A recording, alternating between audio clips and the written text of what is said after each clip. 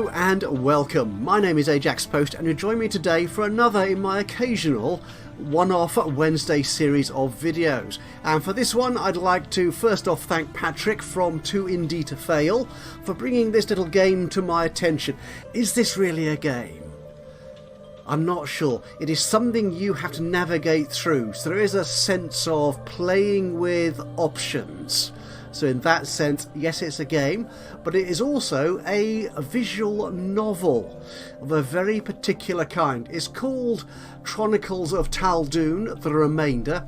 It's been created by a couple whose names, if I can find the details, Zihei Liu and Valentina Barrick, otherwise known as Nim. Again, apologies if I have got the pronunciations wrong.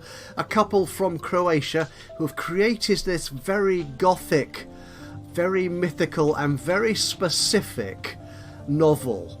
It contains a bizarre world that draws from diverse inspirations such as gothic fiction, pagan mysticism, real-world occult practices and folklores. And we're going to briefly inhabit a world of ritual magic, spelt with a K, interestingly enough, pre-industrial technology, and a culture that marries ancient religions of the Orient and Occident. Now, a few trigger warnings before we get into this. The Steam page does add this description. The Chronicles of Tal'Dun, the remainder, contains violence, gore and sexual content. Now, when it refers to sexual content, I'm not sure. I've not played hours and hours of it yet, but I've not seen anything explicitly sexual in it, but it does bring up ideas of sexuality and gender. So if these are issues which are triggers for you, if you are not happy with dealing with a world in which gender identity, sex and sexuality are fluid and are non-defined in traditional roles, then please look away now, go and find something else to watch. This probably will not be for you. Anyway, let's have a look at what we've got here. Now, I haven't played through a great deal of this, but what we can do is start with the start. And a quick introductory paragraph into the game. To understand the whole story, you will need to see it from multiple perspectives. That's kind of any story, to be honest with you. There is never one single truth in almost anything that exists or happens in the world. While some actions may lead to a bitter end, they will provide you with knowledge required to solve the mystery. So when facing a timed choice, we'll get into these as we go through the gameplay. I'll go through the story. I'm sort of chafing at the... I'm not sure is chafing the right word?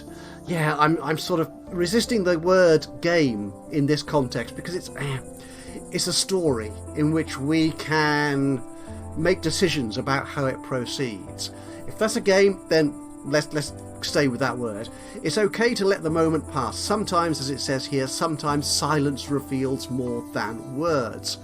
The story does include descriptions of sexual themes, violence, blood, physical and mental abuse, self-harm, death and suicide. So again, if you are sensitive to any of these subjects, please look away now. As you can tell from the soundtrack, which I hope you can hear beneath me, it all has a very evocative sense to it. It has its own sense of place. It's very much a novel in the sense that it has specially created art. It's not like some of the other sort of narrative games that I have played. This isn't a genre I play with very often, to be honest. Things I think like Life is Strange, and there's another one I picked up recently from Humble, the name of which is going to escape me, where you're actually wandering through the world yourself. It is a full 3D environment. This is very much a novel presented on screen in which you make choices yourself. So, let's get into it. For the first time in many seasons, the waves and the wind were the only voices singing farewells to Thruthel. Again, my apologies for any inadequate pronunciation of the words and phrases within this title. I waited, tension crawling up my throat until the colours of the sky changed. Clouds stifled the light, drops of wetness fell, pelting the ground. Pressing my lips together, I stood up. Why is it so quiet?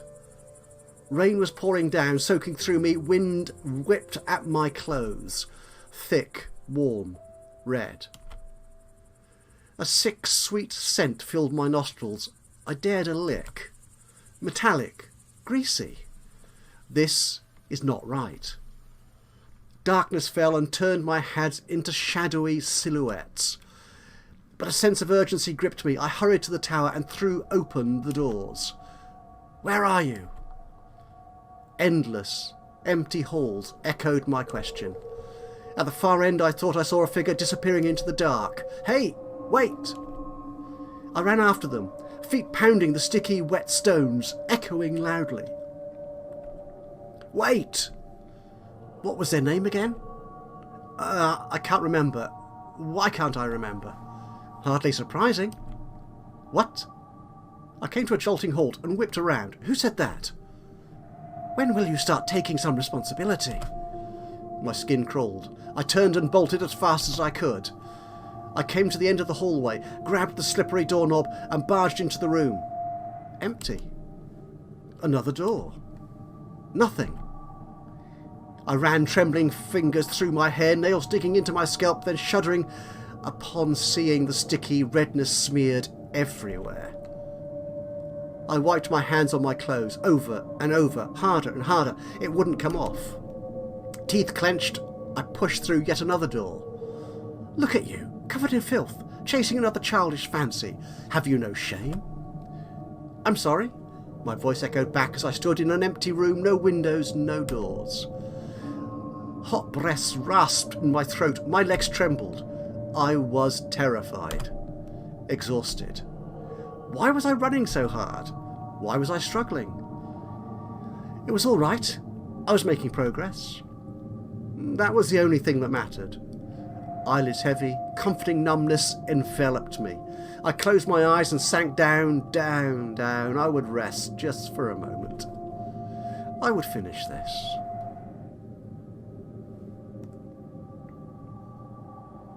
The seas in every direction endless, a diamond dusting of moonlight across the surface above me.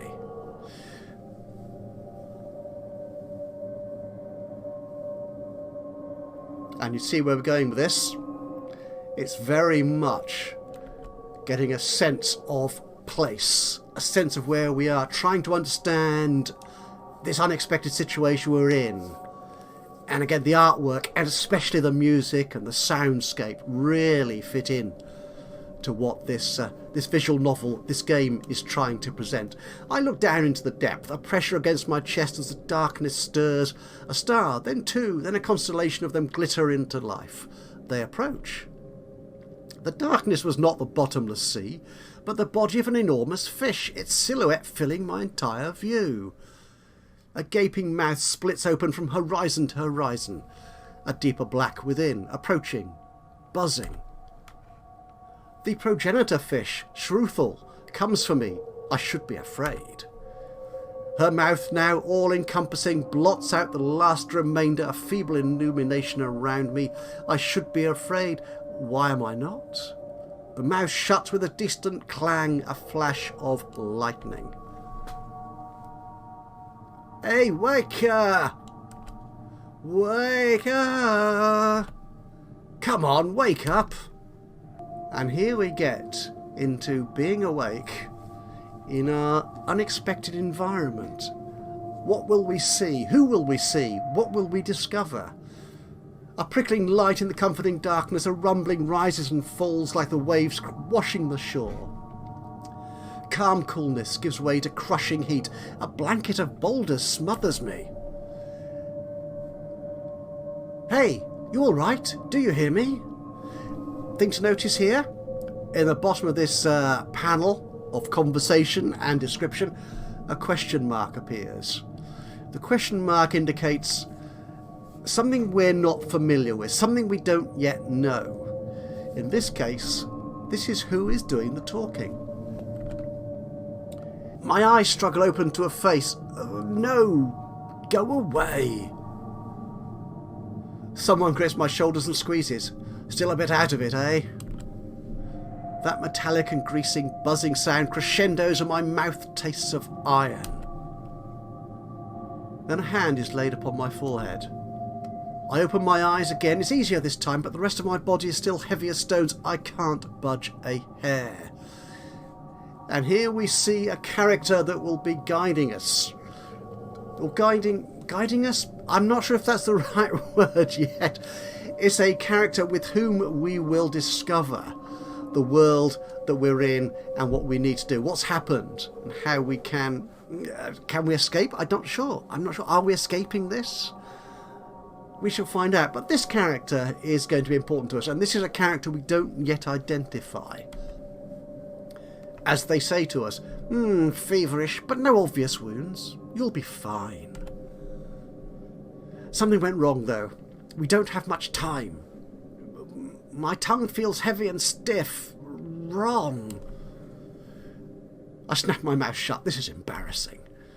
Maybe you should stay put for now. I'll see what I can do. Hey, wait! What's up? They turn and stride off. I look around, trying to get a hold of my surroundings. I must be dizzy still. Everything's spinning. Why are the books flying? Squeeze my eyes shut again. This is not happening. I'll wake up soon. Sounds trickle in, rustling, clinking, a storm raging outside, a guttural buzzing. How can I sleep like this? Annoyed, I drag myself sluggishly to my feet. An urge to gag rises, rubbing my throbbing temples, tasting a foulness in my mouth. I force down the bile.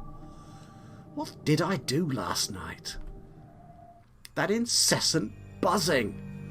I rub my eyes again and look for the source of the sound.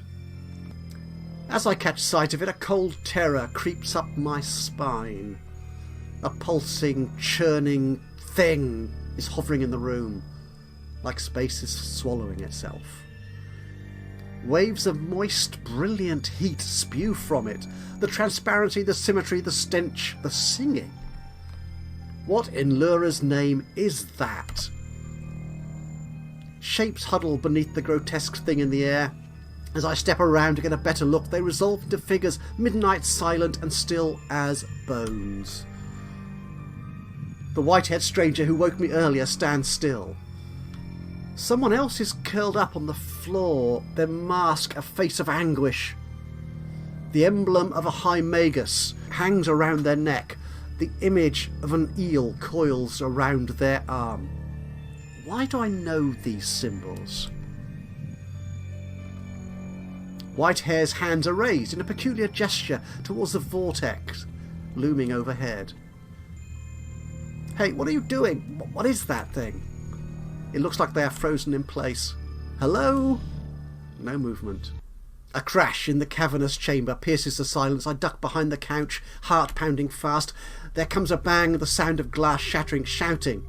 A cacophony reverberates painfully from the walls around me. I clutch my ears. I struggle. Please let me wake up already. This is not funny anymore. As abruptly as they came, the sounds die down. Is it over? Clamping my eyes shut, I try to block out the buzzing. Let this be over soon. Let this be over soon. Let this... Feeling better? I nearly jump at the voice. The stranger is back, slumped next to the couch, head lulled, a hand to their shoulder, a breast shallow. I turn to see the same stranger standing under the vortex, and my mouth hangs open. Why are there two of you? I almost bite my tongue when something drips from their clutched shoulder. The glistening fluid shimmers and evaporates after it hits the floor. You are melting. I back away a step. What's wrong with you? They try to speak but wince instead, eyes closed, throat bobbing. Spitting out something black and then resting their head back, they flash a sly grin and whisper, melting. Very funny. I wrinkle my nose. What do you mean? What is happening here? What does it look like? I glance around the room with a scowl, taking care to avoid the floating thing, like the end of the world. Another wince. They lift a finger and point. What about you? Do you recognise it? I realise they mean the vortex and avert my eyes. No, Devana, no. Should I? I can't resist a shudder. The person stares at me for a few breaths and then bursts into laughter. I glance at the ghastly vortex, profoundly confused with the situation. They are still laughing. Shouldn't you do something about that thing? That thing is the Abyss Devourer, the door to eternal torment. They brush off hair from their forehead. You really don't remember? I scowl at them and dodge a flying book. You have still not told me why there are two of you. What about that person on the ground? They look from me to the lying person and back and start chuckling again, shaking their head. That is you. A great magus, farseer, saviour of Darren Square, prodigy of the age, so on and so forth. A failure, a fraud. Tell me you at least remember your name. My name. And this is where I can become part of the story. Identify myself. The default name is Vyn, and that is what you'll see in all the descriptions on the Steam page and through all the other videos and so on. But I want to be myself, so I shall be Ajaxpost. It's as good a name as any, I think. That will be me, Ajaxpost. I'll probably mispronounce it several times throughout, even though I have created my name myself. The words tickle at the inside of my head. Magus Ajaxpost. They nod with an easy smile, murmuring, "Not to slight a dire situation, but what a time to lose your memories. It's almost amusing in a way." Amusing? Excuse me if I don't feel like laughing. Why should I believe you that I am this person over there? How is that even possible? The stranger shakes their head and chuckles, then tilts their head limply toward an ornate mirror, meandering through the air nearby. Easier if you go see yourself. I roll my eyes and step over to the mirror. And this is a choice we can make. This choice is not timed, so I can make a choice here. I would rather not necessarily know what I look like.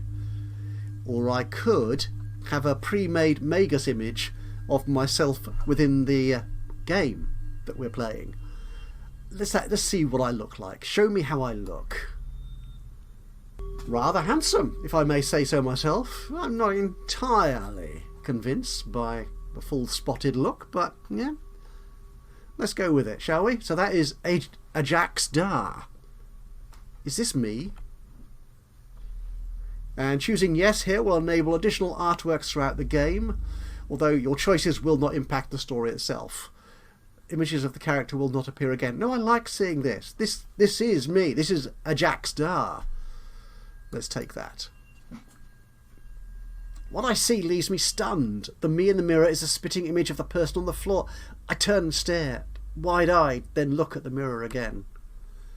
Every last detail, down to the piercings, which I'm only now noticing, all identical. Then, just for a breath, the eel on my arm seems to wriggle. But I blink, and it's still again. I feel lightheaded. This is not right. But how am I in two places at once? Are we dead? Is this the afterlife? And why do you know things when I don't? How is this fair? And just who are you? They laugh soundlessly. You don't remember me either. You're... Ooh, I can give this person a name too. Now, again, on the store page and throughout the promotional material for the game, this will be Ilar. So, yeah, I'll stay with Ilar. It's as perfectly good name as any. They glance at me, eyes wide, but then slump lower. I guess there's still hope for you. What else do you remember of me? That's actually your name? Why don't I know anything else about you? An itch gnaws at the inside of my skull. And now we can see in the bottom of this panel, the person talking, Ilar, is identified. So, yeah. That's a little clue as to how much you know about your environment. The name's Ilar, your partner. Don't know what you did. Found you like this. They push out the words with effort. I lean closer to listen. A ritual must have gone astray and set loose the Abyss Devourer, stripping away your memories. I did what I could and conjured your heart vessel with my waters. You'd be gone otherwise. And this is where the story develops. What these vessels can do in the game, the limitations on what they can do, how far they can travel. They need to discover what's going on in this situation, unearth the mystery, and go through, as the descriptions of the game says, perhaps go through a ritual. I've not got that far yet. Let me move the story forward and we'll see what goes down. And here we have a choice to make, a time choice. I can investigate my surroundings, search the rest of the room for the desk and the journal, or get away from... I'm going to search, investigate. I was running out of time there. Or I could have done nothing and the game would have moved on anyway. I can't just move about, it's too risky. Maybe I can find some clues as to what happened here. I scrutinise my surroundings, clueless as to what to search for. My foot crushes something soft, a piece of parchment, damp and crumpled. There's writing on it. Could I learn something about this place? I tease it open and read. What is this nonsense? I scratch my head and wonder if I'm wasting my time. And as you can see, the parchment there is just crossed out, presumably blood spattered. I'm not sorry, I'm not sorry, I'm not sorry, I'm not sorry, I'm not sorry, I'm not sorry, I'm not sorry, I'm not sorry, I'm not sorry. What is this nonsense? Investigate more thoroughly, move on to search for the desk and journal. Let's search for the desk and journal, shall we? Heart pumping, I rise unsteadily to my feet. Where could that desk be? Now that my head is clearing up, I can finally see more than a few paces in front of me. The place is a disaster. Half a library's contents are caught by unseen currents churning around the vortex. Books, parchments, translucent globs and skulls of unnameable creatures swim like fish through the air. I dodge under floating chairs, vases and paintings as I traverse a veritable maze. A lamp smashes into my leg. I see my limbs stretching into shimmering, transparent strings and then snapping back into place. I would laugh at the weirdness of it if it didn't feel like a red-hot needle slowly being pushed through my thigh. I cry out instead, dropping to my knees, then in a blink the feeling's gone as if it never was. I catch sight of an enormous desk at the end of the room.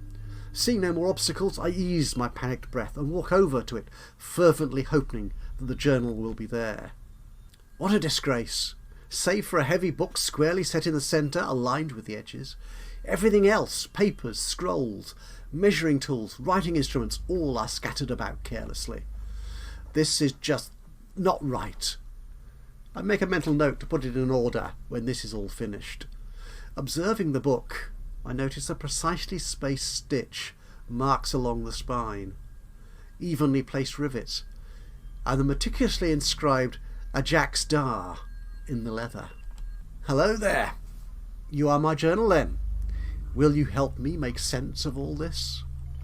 The paper is smooth and firm under my fingers, the smell of it so familiar. I close my eyes and inhale deeply, memory stirring somewhere deep, deep down, but nothing rising to the surface. When I open my eyes again, the arcane symbols seem to regard me as I look at them, like seeing an old friend. Written words, soldiers of the intellect, regiments arraying on a planar battlefield, written in a decisive hand, my hand. A row of strings hang from the bottom of the book, each with an ornamental coin tied at the end. Bookmarks, perhaps? By the depths, it's an encyclopedia. How will I ever find one spell in all of this? A scratching sound comes from somewhere to my left. I tense up for a moment. Is it debris, or... I wait. Another scratch, then another. Something sharp against wood. I swallow, heart pounding. What is that? What should I do? I turn around slowly. There's a set of arched doors leading to a hallway, lined with pillars and dense with shadows, like the mouth of a titanic beast. A shape slips out of the darkness of the doorway. Its fur is so black that it looks like a moving shadow. What would you make of that shape? Friend or foe? Neither, neither, either, both. Its features are sharp and merciless. It walks tiptoed, sinewy muscles rippling under the fur, poised to lunge. I stumble back, hand fumbling behind me, searching the desk for a weapon. My fingers grip around something squirming. I look down with reluctance. A lidless eye on the base of a knife turns its gaze to me and whispers in a wet voice, Cat. Listen to... I wasn't quick enough. I didn't listen to it. I yelp in disgust and toss it away. The creature creeps forward unsteadily, peering around the room, sniffing the air, pausing at every little sound. It's distractive. I might have a chance to get away. It winces and makes a weird sound, like it's about to throw up, clutching its head. Not wanting to waste this opportunity, I bolt for the circle of debris. Friends! I hear a strained hiss, then rapid footsteps on my heels. I daren't dare slow down. Again, we don't know who, what this is. Something snatches at my robe and tears a shred of fabric away, but not enough to stop me. It's closing in. I can't outrun it. What do I do? Stop! Did it just speak? A bookshelf flies past me and knocks my pursuer to the ground with a crash. Over here! Ilar's voice booms. They move their arm in an arc, and several thick vases from the drifting flock launch towards the creature. A sickening crunch. A myriad of splinters flies out. I wince. But when the pieces have settled, the dark figure has somehow leapt back to the doorway, one leg limping. What are you waiting for? Finish it. But they just glare at the creature. It's looking at me with pain in its eyes, then with a parting grimace, it vanishes into the dark doorway. The room is quiet again, same for the abyss devourer, rain and the pounding in my chest. I squint at them. When you say draw out, you don't mean you are using me as bait, do you? You wound me. I thought we were partners, and it worked, didn't it? Did you see the look on its face? I consider it for a breath, then sigh. I suppose who or what was that creature? They rub their chin. Potential trouble. Now, at this point, you see, you may be thinking, is Ilar entirely truthful? Was that creature dangerous to you? I've got a sense in the back of my head that that creature wasn't necessarily wholly evil or dangerous. Might have been more friend than foe, perhaps. Might have been an option for us later down into this story. They grip my wrist and pull me right to them. Listen to me. If you don't find the spell, you're gone to a place no one ever comes back from. But if you find it, there's still hope. That's our only chance. Do you understand? Head numb. I nod. I peer back at the statue-like bodies, wondering how far is too far. Then it dawns on me. I motion at the journal. If being close to our flesh helps, let's just not go anywhere. You need this spell from the journal. Let's take the book to our bodies. They scratch their head. That would work theoretically. I heave a sigh of relief. Unfortunately, we can't. You made sure of it. What? Why? How? Why? You were secretive. Your magic was frowned upon. You made sure the book stays always. And if anyone tried to pry it open... I stare at them blankly. Something horrible happens to them. They shrug. Something horrible? But I put the magic protection there, right? So I should be able to open the book safely, right? Right? Probably. Will you stop shrugging? I need to know if I will or will not suffer something horrible. Let's be optimistic, eh? They say with perfectly still shoulders. So Ilar cannot come with us on this quest. He has given us instructions, he's given us a means to hopefully ensure that we can remember where we started from, but he doesn't have the power to take his heart vessel through this journey with us. We're doing this alone. We've come back to the book. We're at the desk. The book is huge. We've kind of given up trying to read our way through it, and we're trying at the various drawers in the desk, and they're all closed apart from one. we find this letter. Today we lunch by the riverbank. You have until mid-afternoon to come voluntarily, or else be picked up bodily and carried downstairs by me. Consider this letter your last and only warning. Different handwriting from the journal. Intriguing. Ooh, I have a choice to make here. I see they have a habit of telling me what to do. I purse my lips in confusion. What kind of threat is this? Ooh, what shall I do? Intriguing. I have a habit... Yeah, I have a habit of telling me what to do. Let's take that choice. I toss the letter away. They look for the next one. I'm telling you this for the 100th time already. I know, but you are amazing. I mentioned how cute they were, but I never imagined you'd actually allow one in the house. Our new friend is perfect. I'm thinking about properly naming Zer for Zer's 100th birthday, so Z can be a real familiar. We need something respectable. Fuzzpants, perhaps? Ilar, and Fuzzpants. I shake my head, puzzled. They sound happy. Pointless. This tells me nothing. Oh, is this a clue? I'm never very good at these sort of puzzle adventures where you've got to work out what bits fit together. Is this us? Was it someone sounding happy? It's in a desk. This is my journal, so I'm thinking, is it a letter to or from me, or a letter I don't know? It tells me nothing. It does tell me something, I'm sure. They sound happy. They do, actually. A strange feeling stirs in my chest. Not quite sure that's how you spell stirs, but what the heck. More and more convinced that these were written to me, I grab another one. You really must rest and relax for a while. The study has become your prison. I don't wish it to become your tomb as well. I trust you didn't recruit me for that kind of undertaking. Was I some kind of weird recluse? I hope not. Was I recruited? I recruited them? Was I in charge then? I can imagine it feeling like a prison if you were breathing down my neck the whole time.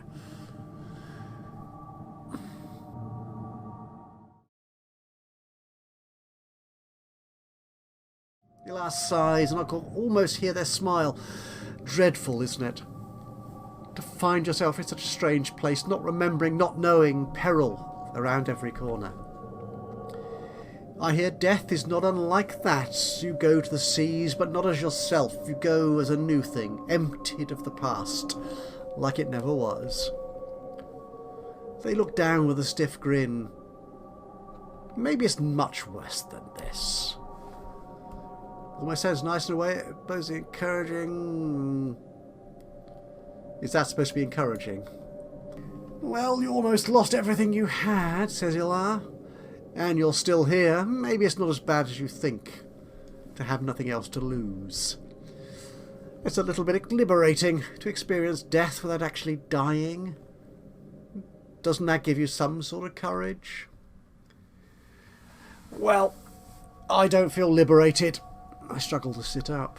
Quite the opposite. I feel trapped in this nightmare with you. This Ilar stares at me, then looks away. This is not a nightmare. Not yet.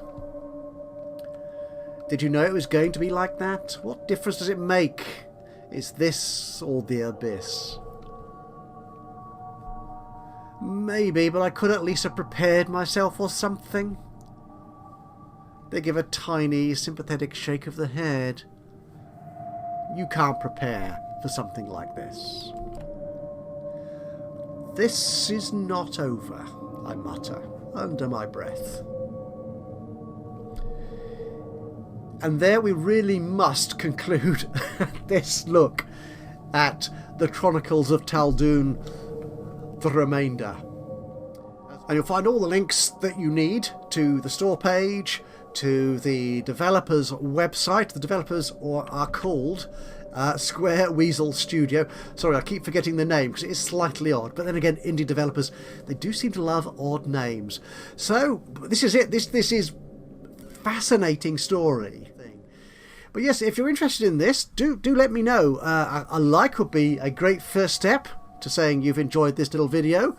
Even better, if you've got any thoughts about the story, the style of... Again, we're going to use the word game because it is promoted as a game, but it's kind of more than that. It's not that. It's something a little bit different. As Patrick from Too Indie to Fail, who introduced me to the game and offered me the key, this is very niche. If it is right there in your niche, if it's something you would be intrigued by and fascinated to find more on, then please do follow the links in the description. But anyway, I really must wrap this up. Time is running away with me. So from me, Ajaxpost, giving you a read through of the very first opening chapters of the Chronicles of Tal'Dun, the remainder. Until the next time, bye bye for now.